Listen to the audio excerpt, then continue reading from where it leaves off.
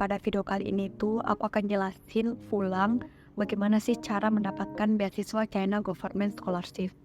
Pertama-tama kita ketahui kalau China Government Scholarship merupakan beasiswa yang diperuntukkan untuk mahasiswa internasional. Beasiswa ini diperuntukkan untuk mahasiswa yang ingin kuliah S1, S2, dan S3. Dan beasiswa ini juga dibagi menjadi dua, yaitu beasiswa parsial dan beasiswa full. Nah, untuk kesempatan ini aku hanya jelasin beasiswa full China Government Scholarship. Untuk beasiswa China Government Scholarship secara full yaitu mencakup biaya kuliah, biaya asrama, biaya asuransi, dan uang saku. Nah, untuk uang sakunya ini beda-beda tiap jenjang. Nah, untuk S1 itu uang sakunya 2.500 RMB, dan untuk S2 yaitu uang sakunya 3.000 RMB, dan untuk S3 uang sakunya itu 3.500 RMB. Next, untuk pertanyaan selanjutnya yaitu teman-teman pasti penasaran kan apa-apa saja persyaratan untuk beasiswa ini. Nah, untuk secara umumnya persyaratan untuk beasiswa ini pertama yaitu bukan rakyat atau mahasiswa Republik Negara Cina.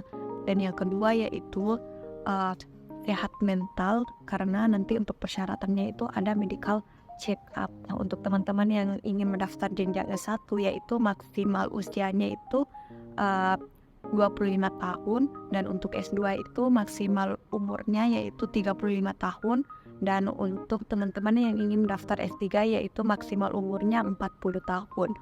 Nah, sekarang kita akan bahas persyaratan atau berkas yang paling penting dalam poin untuk mendapatkan beasiswa ini.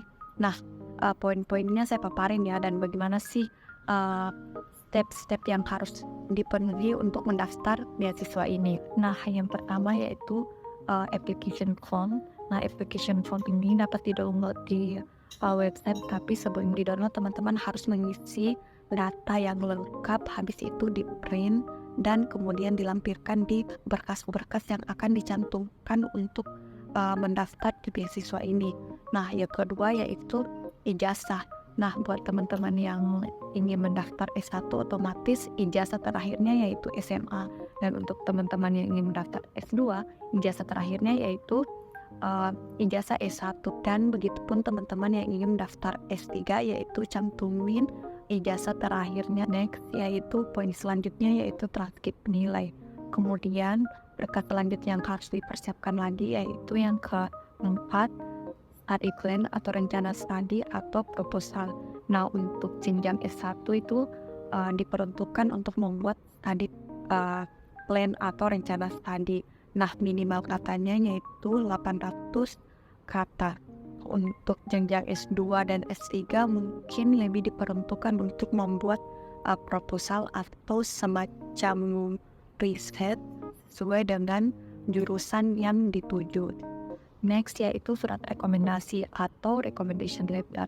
Nah, surat rekomendasi ini tergantung dari jenjang masing-masing. Nah, untuk S1 biasanya surat rekomendasi ini itu dari kepala sekolah atau guru yang bersangkutan dengan jurusan yang ingin dituju. Nah, beda halnya untuk teman-teman yang ingin daftar S2 atau S3. Nah, untuk S2, S3 otomatis yang surat rekomendasinya itu dari profesor. Persyaratan yang terakhir yaitu salinan paspor. Nah, salinan paspor ini juga wajib dilampirkan di berkas yang akan didaftarkan di beasiswa ini. Untuk berkas-berkas yang seperti ijazah, study plan, recommendation letter, nah semuanya ini harus ditranslate dalam bentuk bahasa Inggris dan diterjemahkan di penerjemah terselupa. Untuk pendaftaran beasiswa ini tiap tahunnya yaitu biasanya awal Januari sampai akhir Maret. Nah, teman-teman bisa lebih rajin atau lebih update tentang info ini atau sering mengecek website China Government Scholarship. Jadi saya saranin teman-teman untuk mempersiapkan lebih awal berkas-berkas yang diperlukan untuk beasiswa ini agar teman-teman tidak keteteran atau terkejar dengan deadline.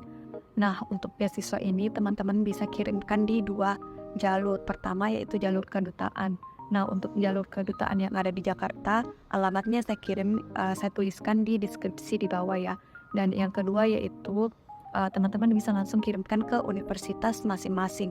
Nah, tiap universitas deadline-nya itu beda-beda, jadi teman-teman harus menanyakan atau lihat di website resmi di setiap universitas yang teman akan tuju. Itulah tadi penjelasan tentang China Government Scholarship. Nah, untuk teman-teman yang masih kurang paham atau masih kurang jelas tentang penjelasan atau video ini, teman-teman bisa DM saya melalui Instagram atau juga bisa tulis di kolom komentar. Dan sampai jumpa di next video. Bye-bye.